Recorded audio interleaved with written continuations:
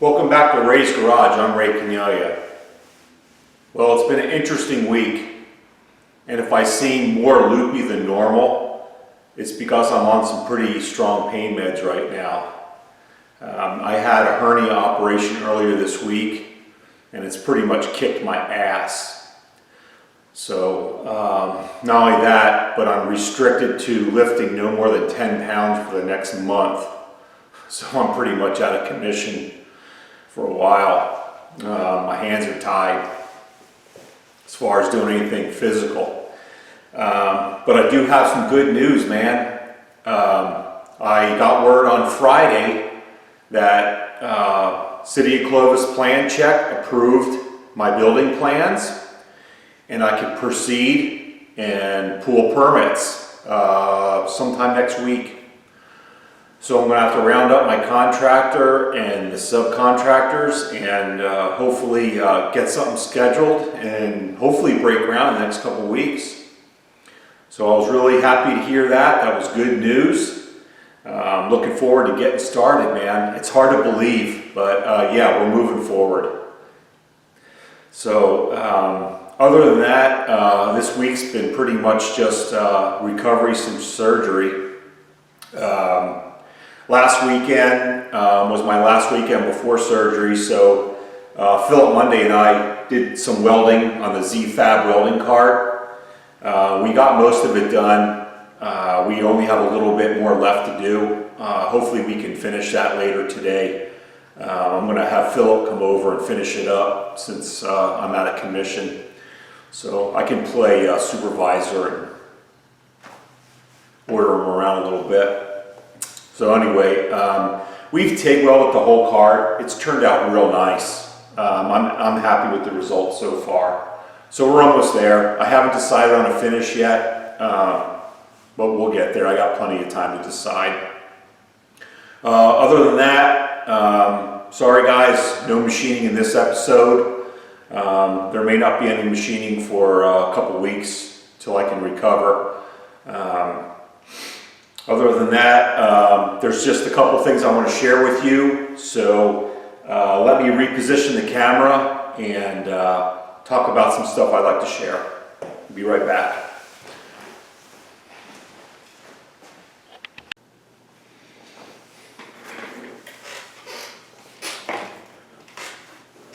So last week I mentioned the echo in the garage while videoing, and I wasn't really going to do much about it, but my buddy Quinn Berry mentioned, hey, why don't you try a lapel mic? You know, they're inexpensive and it'll get rid of that echo because the mic's up by your face. So I went on eBay since I was home this week with nothing to do and I can't lift anything. I started poking around and I found these newer mics. Believe it or not, I got all three for under $4. So I got these mics, I hooked it up to the camera, and I went to go test it. Well, I want to share this because I don't want you guys to have the same issues, but this is just a standard microphone. It's not a powered microphone. Well, I use a Canon Vixia camera to do my videos, and it needs what they call phantom power to run a microphone. I just ran across this by accident. I didn't realize it. So long story short, the unpowered microphone will not work. But on a side note, for $1 a piece, this is a pretty darn nice microphone. 3.5 millimeter jack. It fits an iPhone. It fits a camera.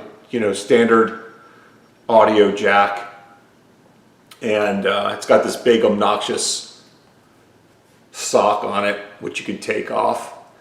But anyway, after doing research, I found that most wireless mics are powered.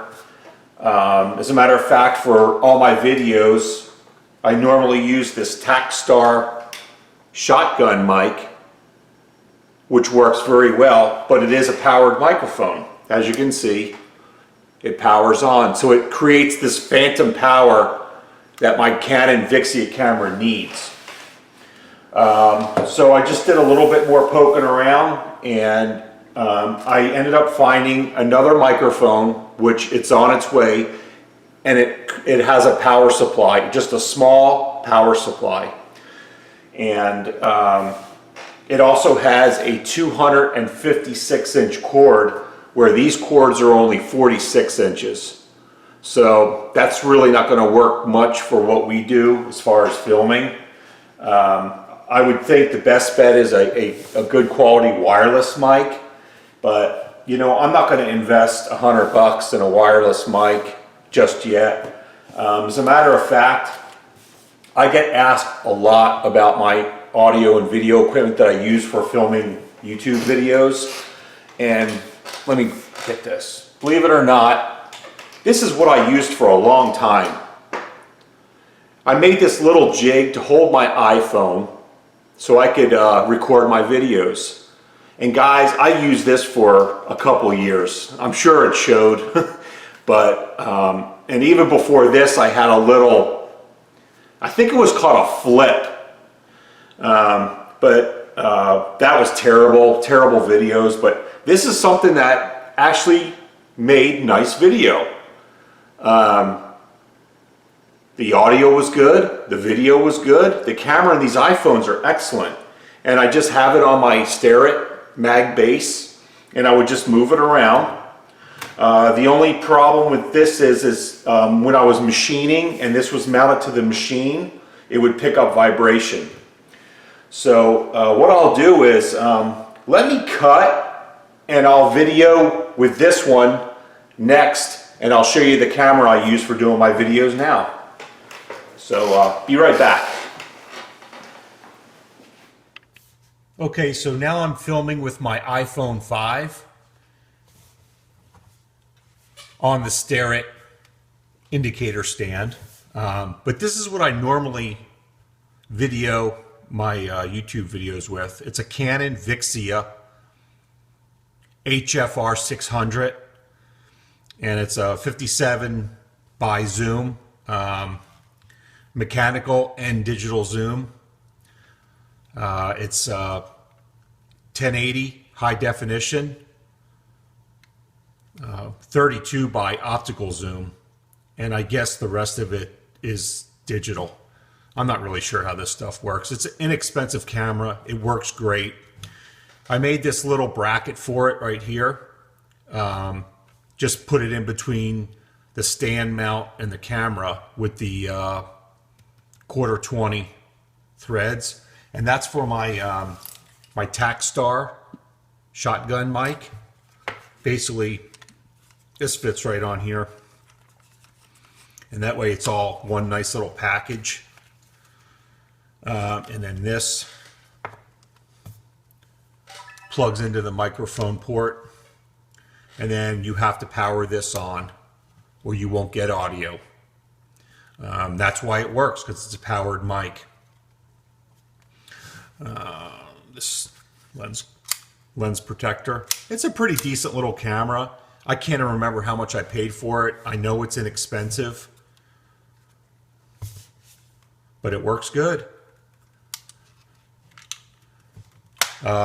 And then what I do is I mount this to this camera stand here, and this is a slick which I found in the trash, and I fixed it because it was broken. I had to drill it and pin it. All this mechanism was broke, but this this extends out. This also extends here, this piece, and of course the base locks in here. It's got tilt and pan. It actually works pretty darn good for a free stand that I found in the trash and fixed. Definitely worth it. But this is everything I use pretty much, except when I go handheld, which I really don't like going handheld.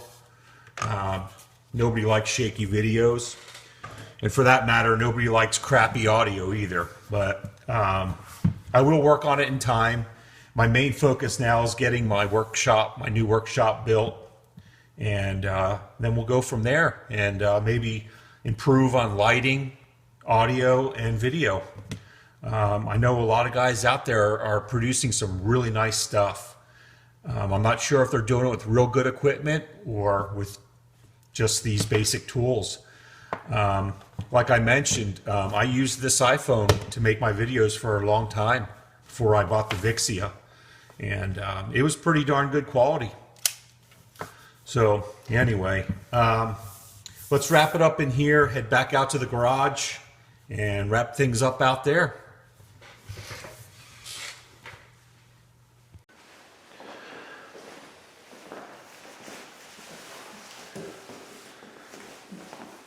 So I hope you enjoyed today's short video. I know it wasn't much, but I try to give a little. I have a request though. I would like to find a early Wilton 4-inch bullet vise. So if anybody out there has one that they could part with, I'd be happy to buy it from you. The ones I found around here are nothing but rusted out junk. Not even worth restoring. They're in pretty bad shape. I don't mind breaking it down and restoring it. As long as it's mechanically sound and it is a Wilton Bullet Vise.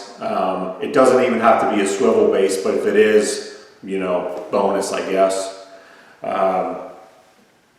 Shoot me an email. I'll post my email in the comments, and plus it's always at the end of the video.